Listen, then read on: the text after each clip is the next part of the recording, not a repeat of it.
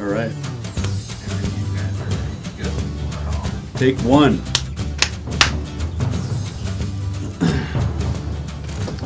Hi everybody, welcome to Beau'd Not Broken, the Daily Bend.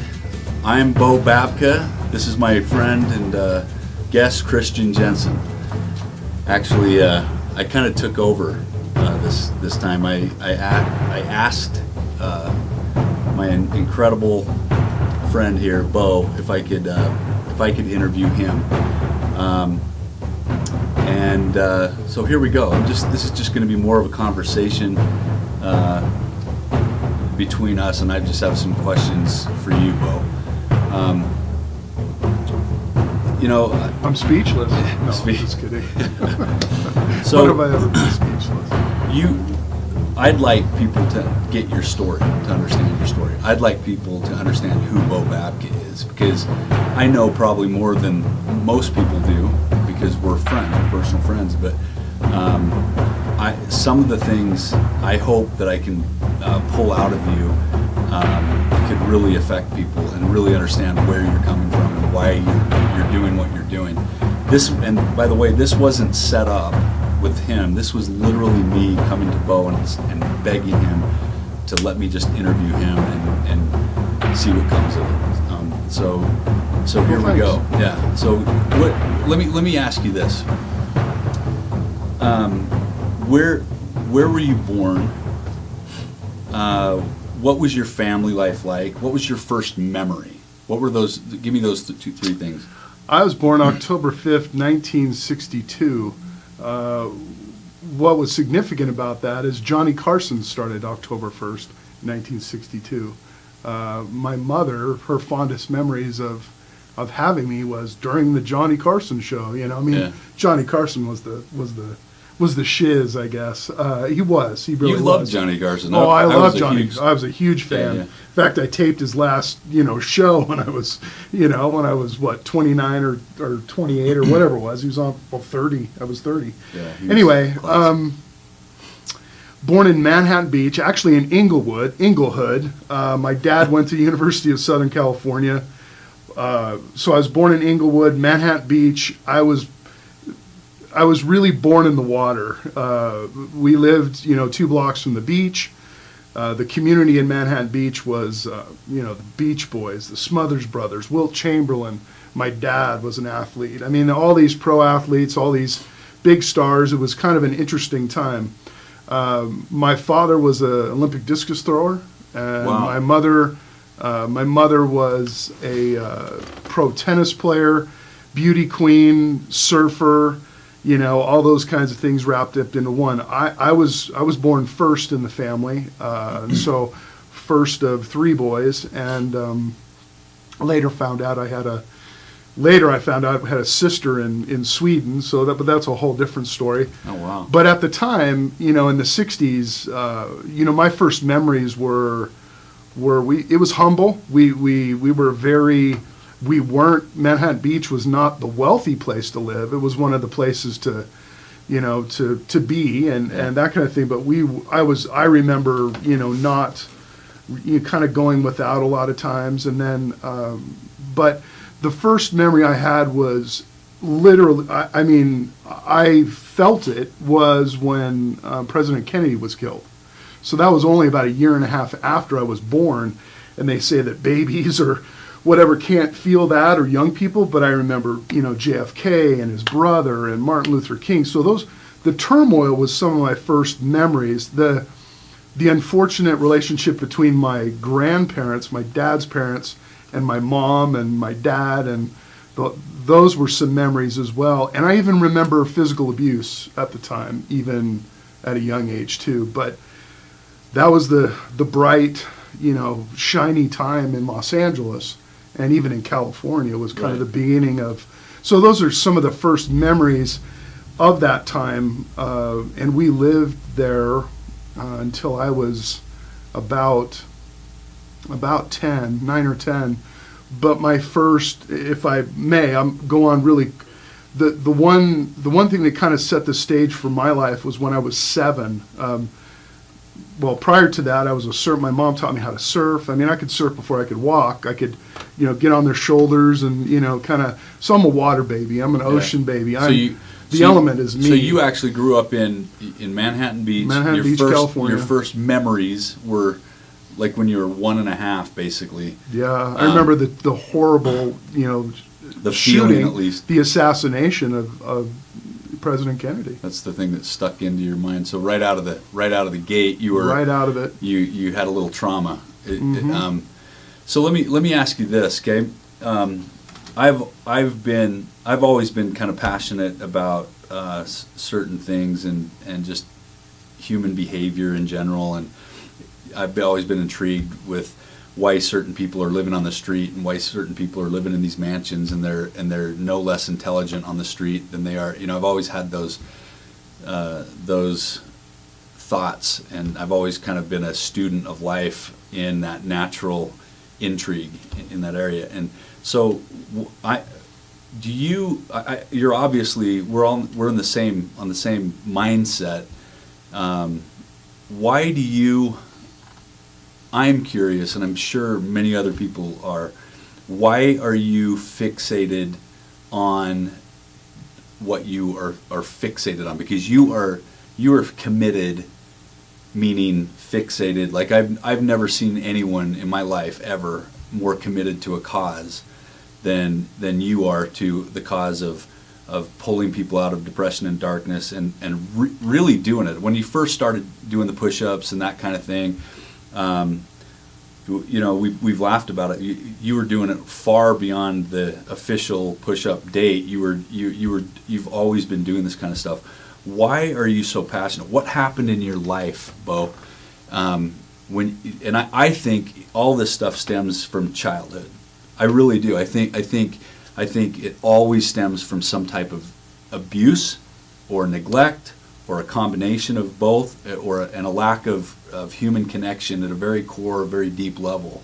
So what happened to you, if I can ask that? I know that's I know that's kind of a deep thing, but what really happened to you as a kid that you were willing to actually, because you're pretty transparent. If we had a couple hours, but I think the first significant event happened when I was 7, and I saved a 13-year-old girl from a riptide down at the beach.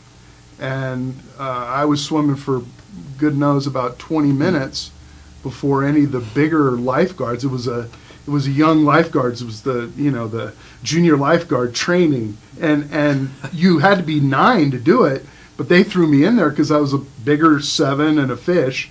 Anyway, long story short, they were just in awe, and it was, I didn't realize it, but at that point I knew that I was a little bit special, not in the sense that I knew physically I was. Physically I was. You recognized. I recognized that I was. Yeah, I recognized that I was kind of destined to be a protector, a saver, in the sense. Also, a kind of. I kind of knew that I came from kind of a different stock, and some people believe in past lives or whatever, but I seriously think I've been either a warrior or a gladiator or whatever through whatever. And so that was the beginning of it. And then deeply troubled by my father's abuse of my mother. Even from the time I can remember, 3 and 4 years old, I can remember just physically and emotionally, and alcohol and who's this and who. I mean, it was always kind of wrapped up into this big. We were all abused, my little brothers, myself. I mean, I can remember another situation. I think I was about 4 or 5. There was a boat parked out in front of our little home. The homes at the beach in California are really tall, skinny houses. But I remember playing around on the boat, and my dad, said, "Hey, get off the boat." And I'm like, "Oh yeah, I'm a little kid. Oh yeah, whatever."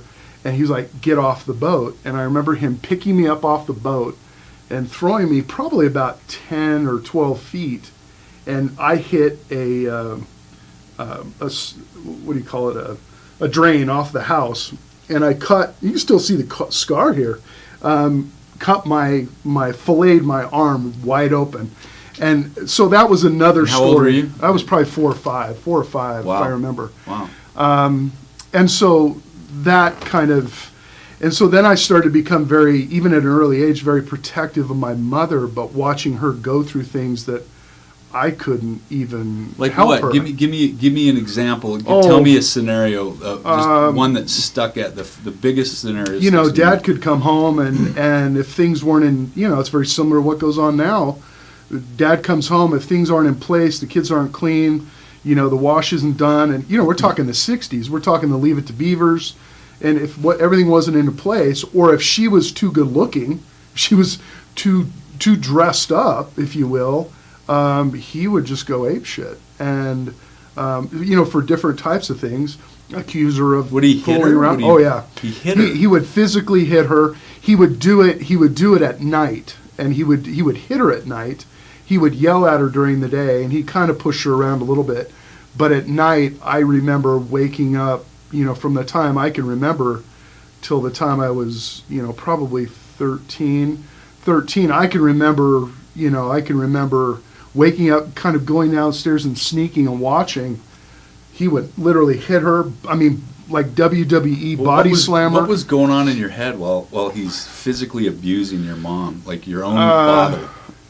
I rage. I mean, even a little boy, I had rage that was just, you know, I felt sorry for my mom. I mean, I'd cry for my mom, and my littlest brothers would get kind of bumped around. I'd get, you know, beaten or whatever. My dad had this huge paddle. Well, you And that's you what kind of we would, you know. skim through it. Just tell me what consisted of the beating. What did they do? Like you started. It could be anything from like physical beating. Physical. It could be a hit in the face to a punch. I mean, I saw my dad punch my mother in the face. I saw her punch in the gut. You know, elbow. Again, throw into the wall. Body slam on coffee tables, on the floor. You know, anything and everything. I mean, it was almost like a no holds barred type of a, Yeah. you know, physical abuse. And my mom would try and hide it. She'd try and throw makeup on. She wouldn't go out of the house. She, you know, it was your typical physical, emotional abuse that just went on and on and on for did you ever- years. did you Alcohol was involved. I mean, you know, and then I have other stories after about the alcohol stuff, but specifically, that's what I can remember. It was my dad would just, you know, just beat the shit out of my mom, and he'd do a pretty good job of beating the shit out of myself and my little brothers as well. Even my little brother. I mean, I was 4 years older than my youngest brother, and you know, when I'm you know, 6, he's 2. When I'm 8, he's 4, Yeah. and you know, I mean, they both have. So what was it? So let me ask you this. So did you ever talk to your mom about it? Did you talk to her at the time and say, why do you let him? You just No. kind of stayed. You were silent. It What was wasn't going on until- in your mind? It wasn't until years after that, and a couple episodes that what was going through helplessness, and I think that's where the protector Yeah, comes out. exactly. So I can help people here at school. I could be a good friend, you know, even at a young age. I'd be great at sports, whatever. But the dark side of it was I was helpless in helping my mom. So I always felt like, oh my gosh, I'm not doing what I'm supposed to be doing. Right. But then again, for that young of a young man, now that I look back at it, it's hard. So was it consistent? It was consistent from basically from birth all the way through till when? And when did you ever acknowledge it? Did you ever face it? Did you ever face your own dad with it? How did that all come about? How did you graduate into adulthood, and how did you leave everything behind? At age 13, I remember my mom and dad were having, they were having marital issues. And Are you I'll tell kidding me? Yeah, no. Well, yeah. And I the mean- reason, and one of the reasons was a few months prior to this physical altercation I had with my dad, I walked in on my father in bed with the next door neighbor who was 20 years younger than he was. They were having sex in the bed.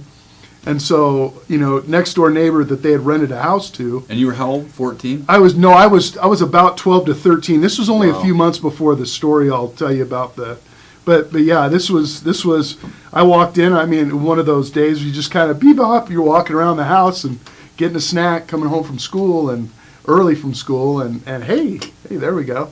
So that was, and I didn't say anything to my mom at the time. Did he see you? Oh yeah. It was. Did he come out and say something, or was he just? No, Wow. they kind of did their thing, and then I walked out, and then it was. She never said anything to. She ended up being my stepmother years later on, which is kind of a twisted tale in itself. But he came out. You're not going to say anything to your mom, right? He kind of it's kind of a bullying situation where you're not going to say anything, right? And I'm like, I knew what was going on. I was savvy enough to understand it, but Wow. but to see it was, okay. So So it affected me.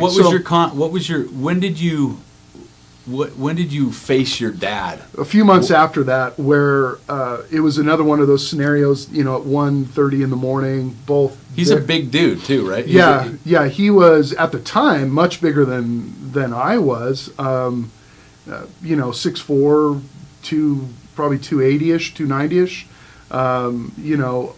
And so I can't even remember. I was at 13. I was a pretty good sized kid, but one night I remember waking up and hearing these just carnal screams. I don't even know back then I don't even know how the neighbors even could not hear it. And so, and I woke up and I remember going down the stairs and there was these little barred wooden kind of bars that went into the living room. I could hear what was going on. I kind of peeked in, and there was a big, huge square coffee table that was about, it was in this beautiful family room. And I remember, effing this, and you're just a fucking bitch, and, you're sleeping with, this, and she's yelling, and you're sleeping with, her, and this and that. And then this rage, he grabbed her and kind of choked her and picked her up and then grabbed her pants and grabbed her and slammed her on the table. And there was something inside of me. I just went, we're done with this. Maybe it was because I felt like I was done with this after kind of viewing it and hearing it for probably an understanding for about 10 years, since I was 3 or 4 years old. I went into a rage, and I literally, like a spider monkey, that's kind of the word, the spider monkey, I went to town on him, and I found out he was really kind of a pussy. He was a big guy, but he was a pussy. He couldn't take a punch, and he couldn't, the minute that I hit him square on the jaw. He kind of went backwards, and he tried to get up, and I just started wailing on him, and all I can remember is a lot of blood, and then my mom grabbing me from behind, and kind of grabbing me and going, she's yelling, son. My brothers are up. I could tell my brothers were kind of ready to watching as well. Well, they were tiny, they were little too, Yeah. and they weren't they're intellectually challenged, so there's no way they could have helped me. They're special. So what do they deal with? What your brothers? They probably had what we consider now, either probably on the spectrum of autism, Or Asperger's. really, really severe. Okay. Physically, they look fine. Normal, but mentally, they never reached a certain. That's a whole nother story. So for people who are listening to this conversation, obviously they're gonna have a little awakening from your story, and there's so many pieces to this story already that it just you really should write a script and I've and lived write the quite movie. a few lives. That would be an incredible movie. But how are your brothers today? They're still they're okay, I believe. I had to distance myself about 8 years ago. They grew up in my dad ended up with a little bit of money. They ended up going to high school at special high schools, some around the country. And I was out of the house by then, and mom and dad were separated, divorced. But so they grew up, they got out of high school, but there wasn't any structure for them. So when my ex-wife and I came to Utah 25 years ago, 24 years ago, my mother was in a place where she couldn't handle them anymore because they were like Wapner. It's like, it's Wapner time. It's, they go out and look at the mail's the biggest thing for them. They couldn't hold down a job. They didn't understand how to, and bless their heart. But my mom I was worried about because she couldn't handle it. My dad really wasn't in their life. So at all, after it was now my mom's turn to continue to raise them, and they're in their 20s. So back to that. So I moved them up to moved them up here to Utah. Utah and Portland had one of the only independent living centers at the time. This is 24 years ago. That you could put someone, John Huntsman Sr. here in Utah has a son that's special. Right. And a lot of people have, in their families, they have intellectually challenged. They were, on the severe scale, but like I said back then, they were very challenged. And I kind of know why that happened. It was at birth, but the issues for them was consequences, frontal lobe issues, consequences, it started to get very violent. So long story short, over about a 15-year period, I helped them in this center where they took care of their budgeting, getting them jobs, SSD, Social Security, disability. Well, they just became so unmanageable. Yeah. I mean, I was a chief of police, and I'd get calls from other people, and hey, you got to take care. We're going to book your brothers in. I said, book them in because they need something. Anyway, they became very, very violent, and then they became very, very sexually perverted, and they started to come on to my boys about 8 years ago. So my Duke and Hayden, who were, maybe 14 at the time, 14 and 12, they start. So that's what happened to them here. Wow. And so I had to distance myself from them. I still hear of them, and I love them to death, but I had to go on and raise my children. Pray for them. I had to go on and raise my children and have a marriage and have careers. So that's kind of in a nutshell what they ended up doing. Yeah. So let me ask you this. Wow, man. So just imagine, and I'm sure you've imagined this more than anyone, what those little guys went through in the just with what you went through and what they were witnessing with being challenged from birth. You can only imagine what's going on in their heads, and you have to be pretty forgiving, and you have to be right. And I'm not in any way, shape, or form preaching I'm preaching to the choir. I'm saying, but if there's a message in this interview, I would think it would have to do with forgiveness and some.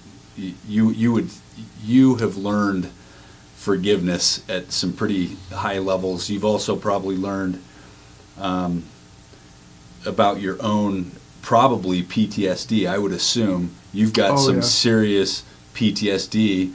I think we all do. I think we all do. You're watching all these people come to you on a daily basis with some form of PTSD. If you have to brand something, sure. It's like we're all ADD today. I think. Mm-hmm. I've never met a person that's not ADD. Well, if we're not on our phone, we're doing something else. It's crazy. Yeah. So let me ask you this. So thank you for sharing that. Thank you for letting me have an opportunity. We could probably sit here. We could sit here for 8 hours. Oh yeah. I'm just going to keep guiding the questions because I really want to make this worth people's time. Not that it isn't already, just to listen to you because you're an amazing person. You know how I feel about you.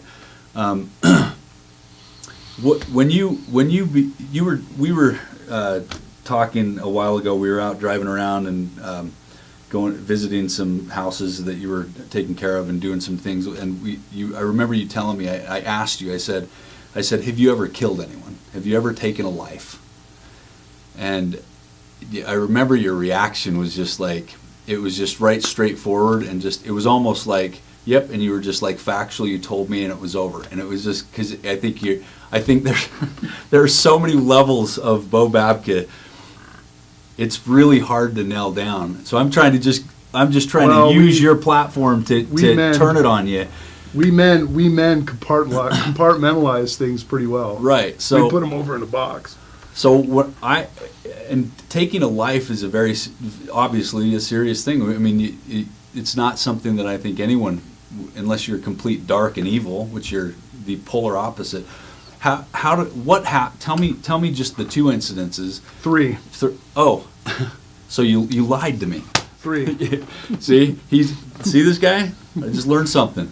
So tell me each one, and tell it as quickly but as descriptively as you possibly can, because I think it's important for people to understand what you hold in, because we've had a lot of tears just one-on-one, privately, and as buddies. I want the world to know what you have experienced, not just from child abuse to the guilt and the pressures of life on a very personal level. I want people to understand what you've dealt with, not politically yet, we're not there yet. What did you tell me about the 3 people? Well, just one by one.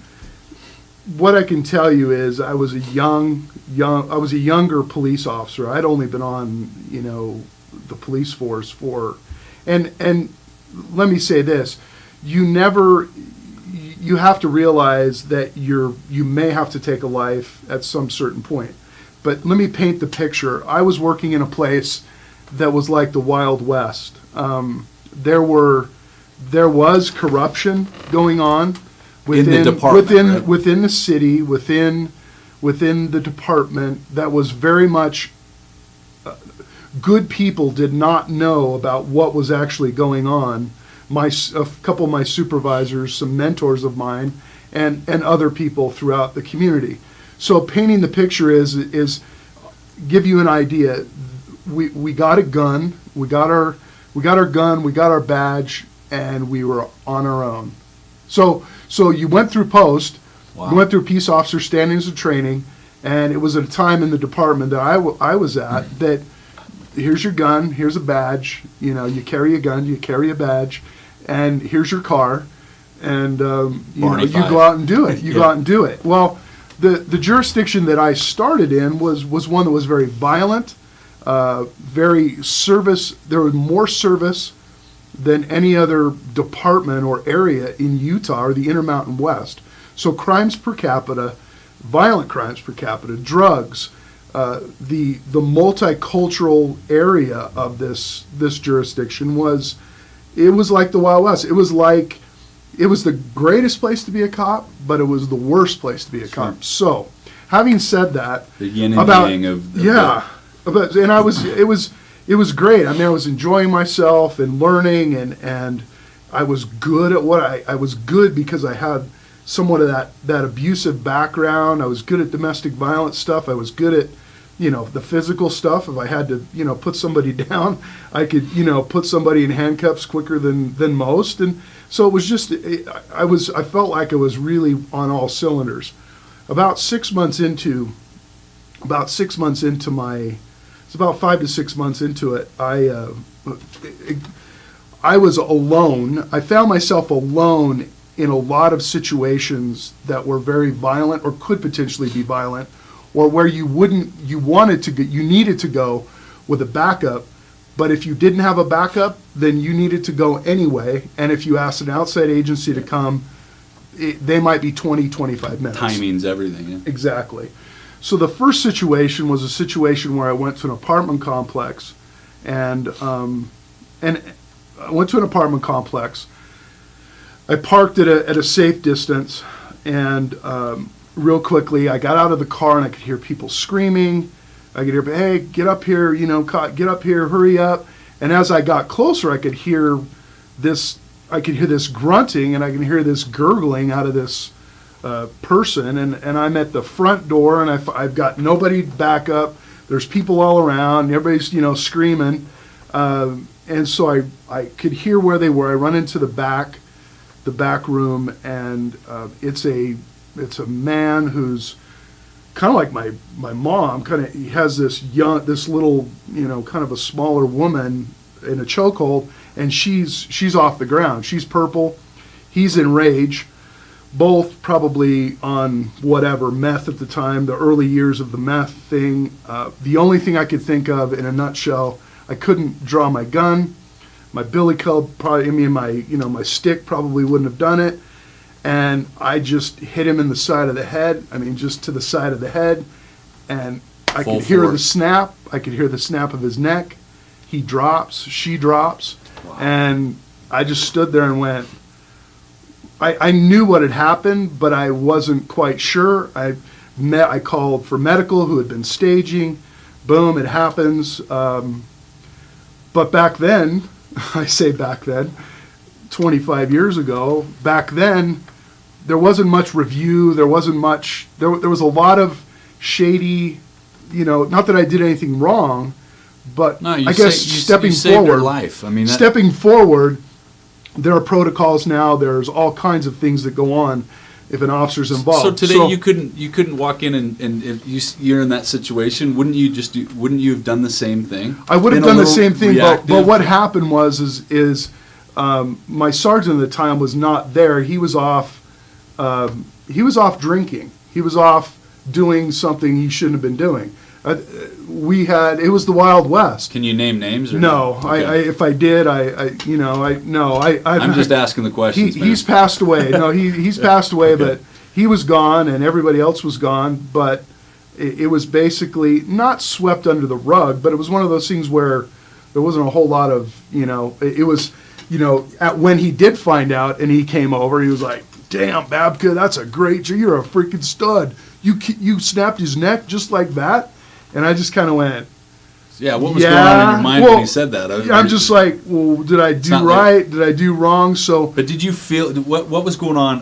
What was going on deep horror, inside you? Horror. I was like, I didn't sign up to kill anybody. Yeah. But it was one of those things where you just go, holy shit. Yeah, you had no choice. You had no choice, and that's what your job. That's what my job was. That's what I was. That's what I was trained for since the time I was 7. I didn't get into law enforcement because it was kind of a whim getting into law enforcement. No. Anyway, so number 2, real quick.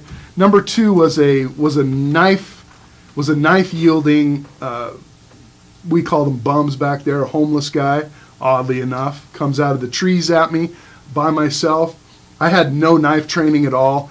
Turned the knife around on him, and it went through, pierced his heart, and knife was probably yay big, pierced his heart.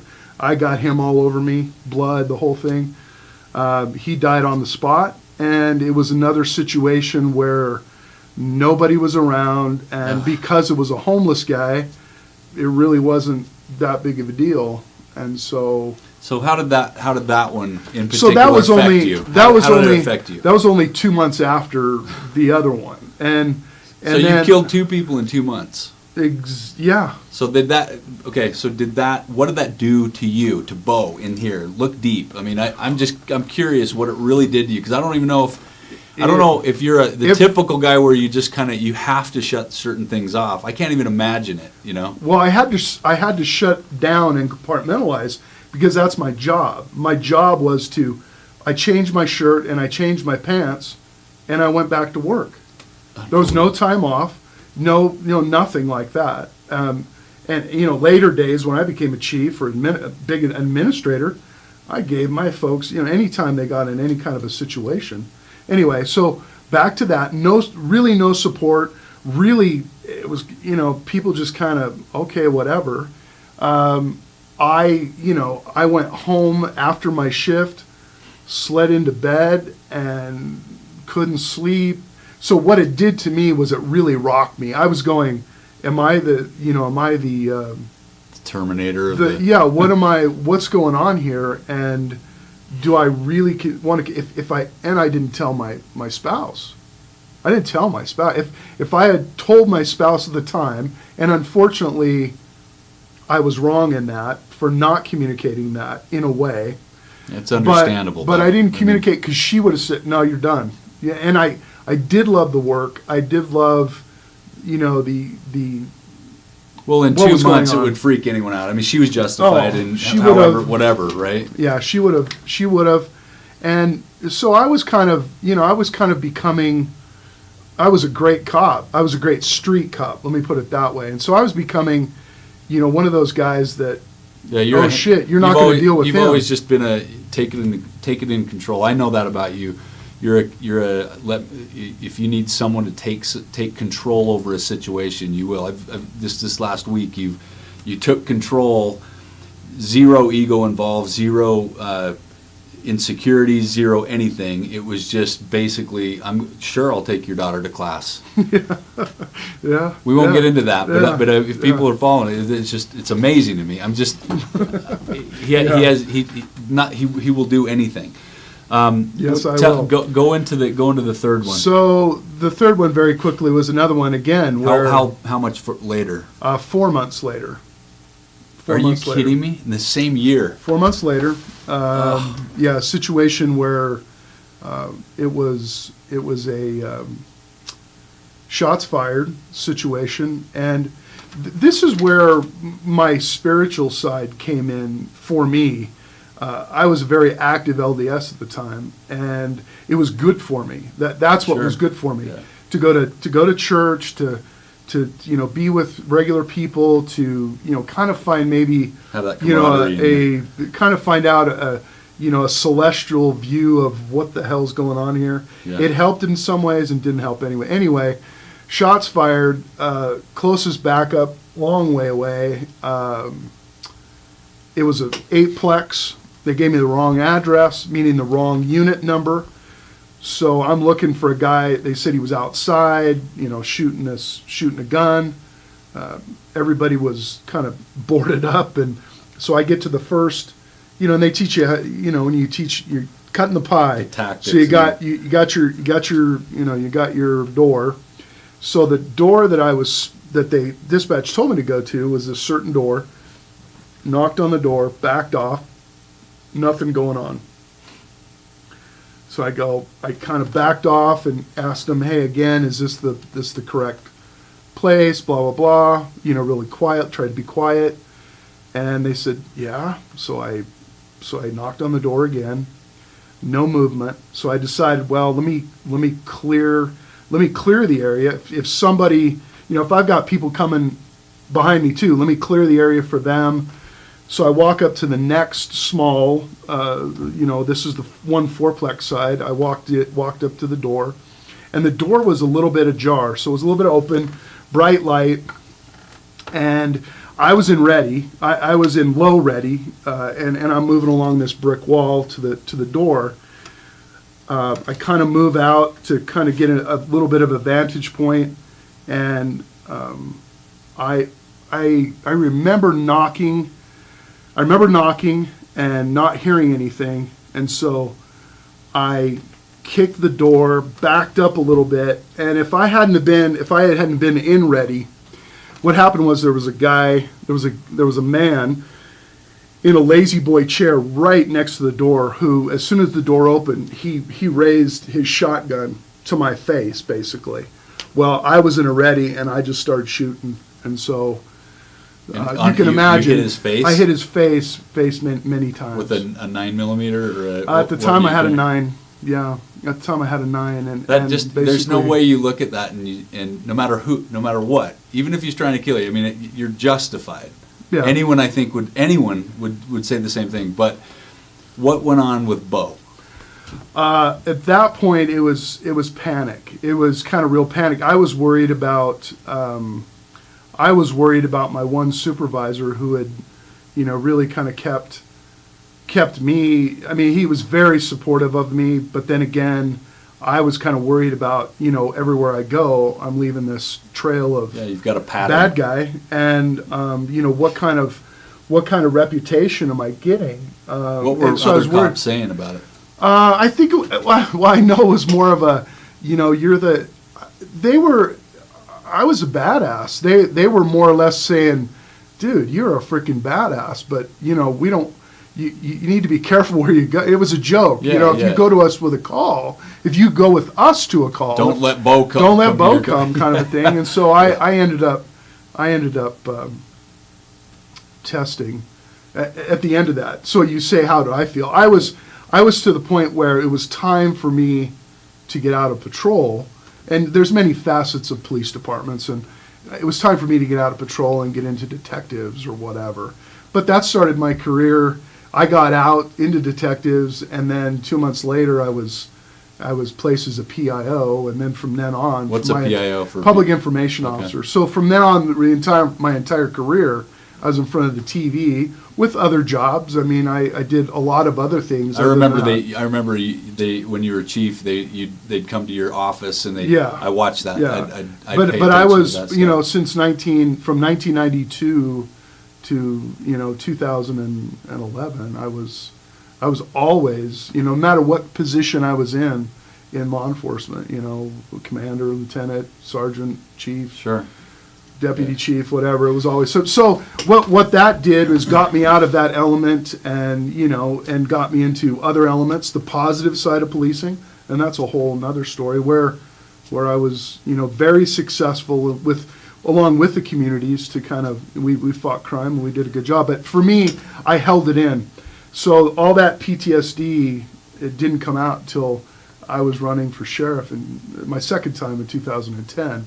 When I found myself in Moab, and I didn't even know how I got there.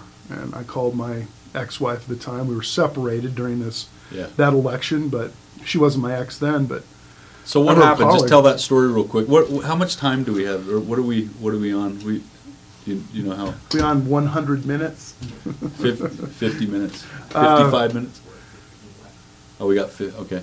So I found myself I don't remember a lot of triggers were going on. My marriage was not good. I was running the pressures of running for, sheriff again, raising money, kids, all the other things, Well, the politics, people politics, don't understand. People all don't that understand stuff. that you have that your salaries for what it's so twisted in society in our society. It's crazy that police and teachers aren't paid twice what they're paid at least because we should be grateful for the good ones. Mm-hmm. And so when we talk about what you did as we go along, I want people to keep in mind the salaries. I don't know if you want to tell the salaries, but it's not great, right? For a family of you had 6 kids, right? Right. No, they're trying to keep a good a nice way of life for your family and provide and then be protecting and running and when I first started, and even till the time I became, when you think you really make it as a chief and you're making big bucks, and even in administration when you think you're making big bucks, and you're at the top of this. You have people on food stamps. I mean, Right. I could apply for food stamps and all the other, food card and all that kind of stuff, but it really is, unfortunately, a profession or a career that is really especially nowadays, very underappreciated. Yeah. And the argument is always from the people on the other side saying, Sure. well, they chose to do that. Well, yeah, they did, That's but true, it's the but only. But other than the military, and maybe an emergency room doctor, that you really see and experience everything that the reality of life is, and you get paid like a teacher. You get paid, teachers and cops. You get paid next to nothing. And we expect to have we expect that in our society we expect to have incredible, amazing cops. That's why you incredible, can't keep 'em. amazing teachers. Exactly. And we wonder. We you really can't do keep wonder. them anymore. You can't. The retirement is bad. You can't. The salaries are bad. Yeah. Sure. The whole mentality of why you'd want to be a police officer anymore is totally out there. And so it's unfortunate. But I've seen the progression, and don't get me wrong too. I've seen the progression of wonderful professionalism. From the time I started till the time I got out, the leaps and bounds of professionalism and training and, just tactical issues and, Yeah. changed immensely. So So let me anyway. ask you this, so just because of time. So prior to coming to Utah and becoming a cop and running for, you ran for Congress. You ran. I was a professor. You were a at colleges, professor. You were a yeah. professional NBA or NFL football player. For who did you play for? Seattle. Seattle for 3 years. 3 years. You have an advanced degree. I have 2 advanced degrees and 2 bachelor's. What are those in? MBA and MPA. And right now, just give us a real quick summary of where your life is, what you're doing while you're supporting 6 kids and a granddaughter, and not everyone completely financial. His kids are incredible. They're very self-sufficient. Yeah, You've some taught are, them right. yeah. And they're extremely athletic. They took your DNA all the way from your abusive dad to a good man. So tell us a little bit about where you are today and what your living situation's in, what you're experiencing right now.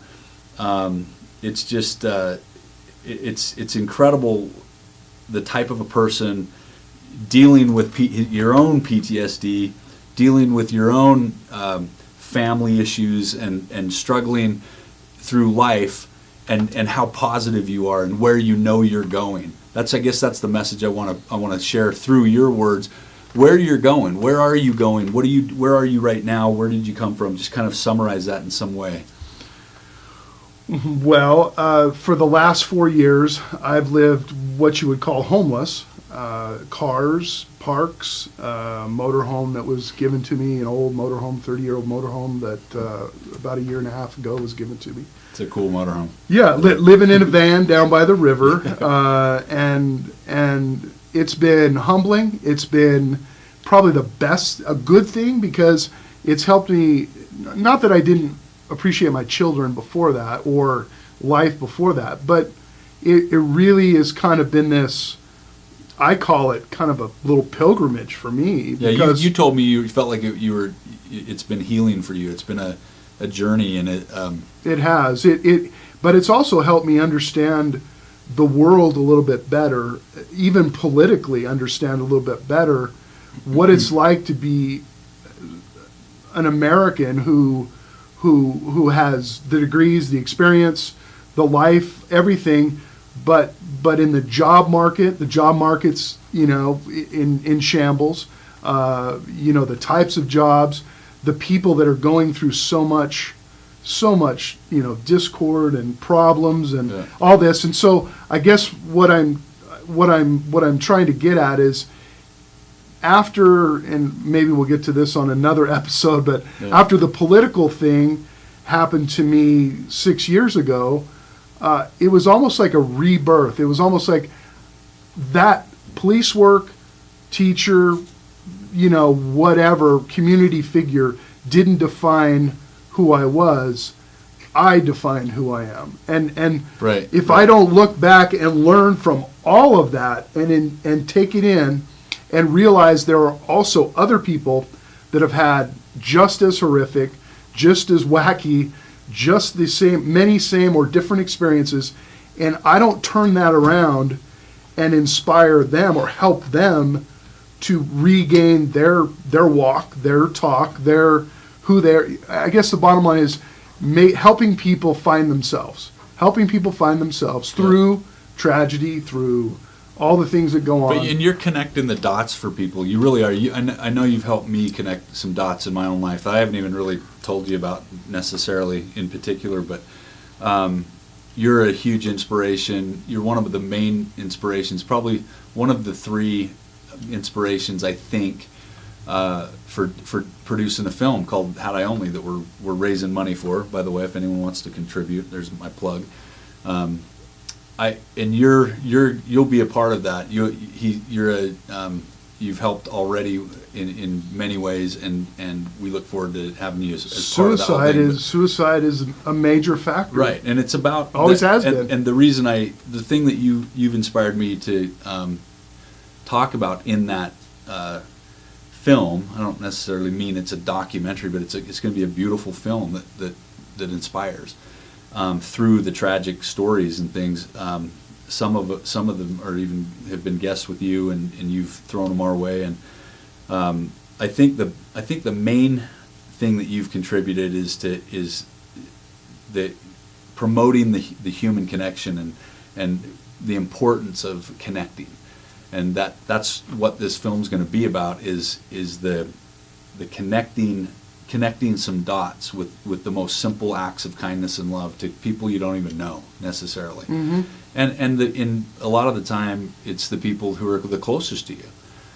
Sadly enough, you live under the same roof and you treat them the worst. And as we've heard with your parents, and so how much time do we have? 8 minutes. Are we going to do another? Yeah, I think. Do another one? Well, I think we ought to just keep talking about. There's some holes. There's a lot of holes. Yeah, no, there's going to be.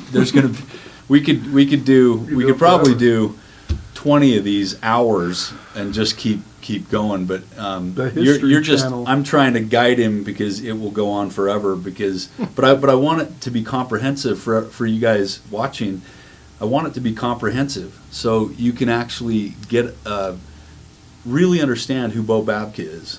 I'm on a very selfish, personal level doing all I can to support Beau in what he is alive for. And I passionately, truly, genuinely, sincerely mean that. Wow, thank you. People don't get it. He's not posturing himself up for marketing. He doesn't even know what he's doing. Trust me, he doesn't know what he's doing. But the guy just actually day to day. no, Just day to day. it's true, huh? It's Just true. day to day. This guy is amazing, and I want to promote his story. And the reason I told him this, I said, right? Remember last time I talked with you, I was like, I have to interview you. I'm probably the worst. I just keep blabbing. No, you're doing People good. get sick of me. I don't blame them. But I really want to promote what your purpose and cause is. And in today's world, I think what your cause is promoting are all the right elements that are missing in this world. Love, charity, selflessness, compassion, passion, Beau not broken. and forgiveness, not just to other people but to yourself. Yeah, and I you have to do that. Yeah, I mean, this world needs a lot of healing right now, especially what we're going through. We're all vulnerable at very large scales, and we're very vulnerable at very individual levels just because of technology and how transparent we are and how technically connected we all are today, more than any other time in human history, but we're more disconnected than ever. Well, don't you think that it's time, I think it's time, more than time, for quite a few people, especially men, to step forward and say, no, this is what the world is. It's not what you see on TV. This is what the world is. This is why we're here, and this is what we can do for each other and with each other to help each other out. I mean, in a selfish world, sometimes that's what should be happening. Yeah. You know. And I learned from some people just yesterday about your equity in yourself and how